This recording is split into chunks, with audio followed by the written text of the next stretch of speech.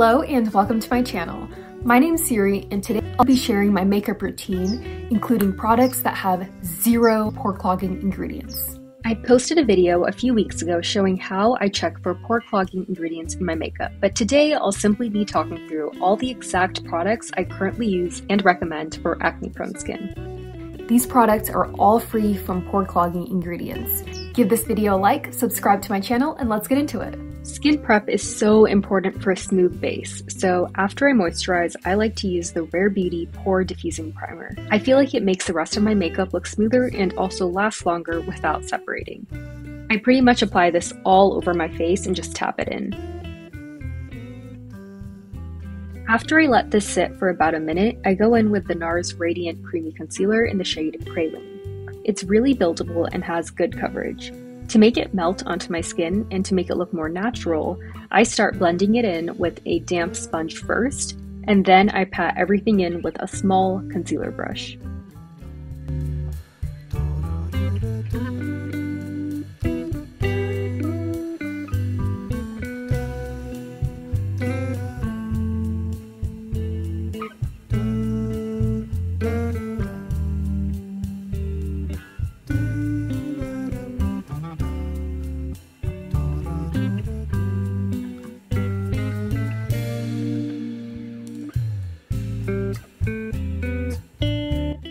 I love the Charlotte Tilbury Cream Bronzer. It blends in so well.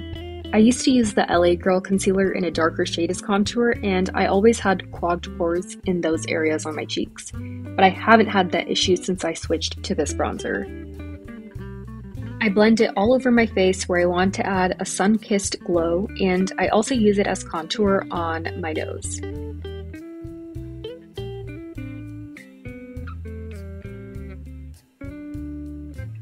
After that, I'll take whatever product is left on the brush and apply it to my eyelids for some extra definition there.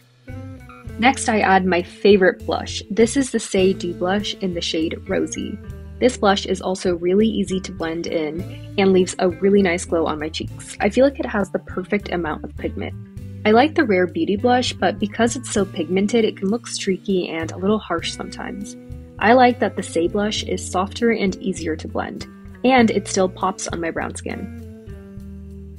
Next, I use the Etude powder to set my concealer. I think it's a K-beauty brand. I randomly found it on Amazon, and I love how it brightens my under eyes and prevents creasing.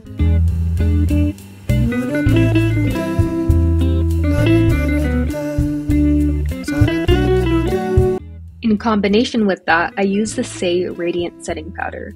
I prefer using a lighter translucent powder under my eyes, but I like the Saie powder for the rest of my face because it's a little tinted. I use a big, fluffy brush to gently apply the powder. I have dry skin, and this method helps blend everything without causing flaky, dry patches from the powder. I always go in with a powder blush to set the cream blush. Blush is one of my favorite makeup products, and I want it to last all day. I'm obsessed with this one from Hourglass. After that, I brush away the powder from under my eyes and go back in and blend everything across my face with the same big fluffy brush to make all the different products on my face look cohesive without harsh streaks. Then I curl my lashes with the Shiseido eyelash curler that I've had for like 5 years. I always buy mascara during the Ulta 50% off sales, and I love the Maneater mascara from Tarte. I always spend a long time on my lashes. I go really slow to add volume, and I hate clumps, so I spend a lot of time brushing those out.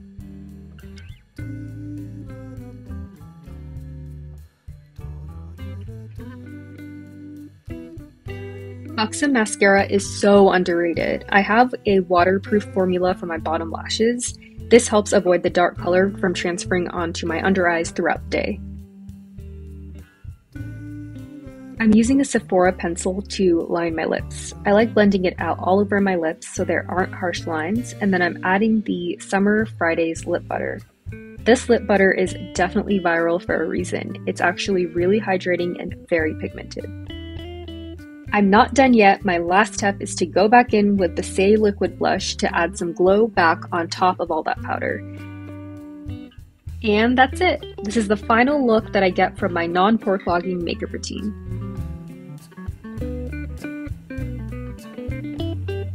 Thank you so much for watching. I'd love to hear your skincare stories and experiences. Don't forget to like and subscribe, and I'll see you next time.